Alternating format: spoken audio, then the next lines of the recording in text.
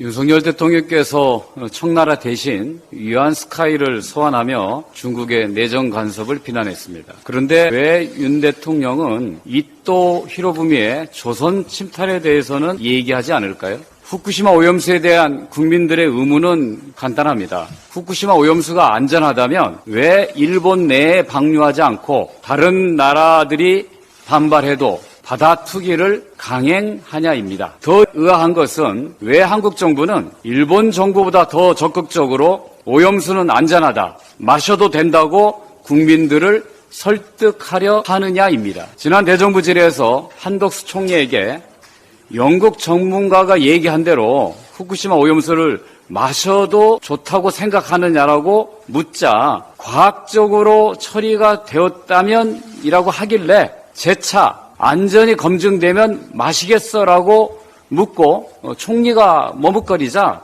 안 마시겠죠라고 답을 가르쳐줬는데도 불구하고 총리가 갑자기 기준에 맞다면 마실 수 있다고 답한 것입니다. 명백히 총리가 잘못 답한 것입니다. 그런데 국민의힘은 야당 의원의 질문이 잘못되었다고 합니다. 정상적 질문에 비정상적 답변한 총리의 잘못을 지적해야지 왜 야당을 비난합니까? 왜 총리의 이런 답변이 나왔을까요? 오염수를 방류해서는 안 된다는 입장이 아니라 안전하다면 방류해도 괜찮다고 생각하기 때문입니다. 방류를 전제로 하기 때문에 안전하다고 주장해야 하고 안전하니까 마실 수 있다고 한 것입니다.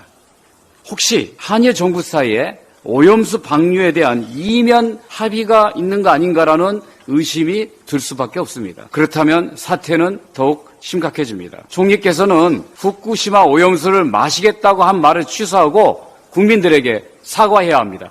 괴벨스의 유령이 자유 대한민국에서 떠돌고 있습니다. 윤석열 정부가 KBS 시청료 분리 징수를 강행 추진하려 합니다. 숙려도 합의도 없었습니다. 오직 일방적인 밀어붙이기만 있습니다. 땡전 뉴스를 땡윤 뉴스로 만들고자 하는 기도는 결국 실패할 것입니다. 언론 자유와 공정방송을 위해서 싸워온 언론인들은 굴중하지 않을 것이고 민주당이 방송 장악 음모에 결연히 맞서 싸울 것이기 때문이며 민주주의를 위해 싸워온 국민들이 가만히 있지 않을 것입니다. 지난달 교육위원회에서 민주당이 통과시킨 학자금 상환특별법을 포퓰리즘으로 공격하던 국민의힘이 학자금 대출 이자의 면제 대상을 중위소득 100% 이하 가구로 줄이자고 나섰습니다. 소득 8구간 이하 대학생까지 혜택을 받도록 한 민주당의 학자금 상환특별법에 비해 지원 대상을 크게 축소한 것입니다. 그런데 전체 대학생의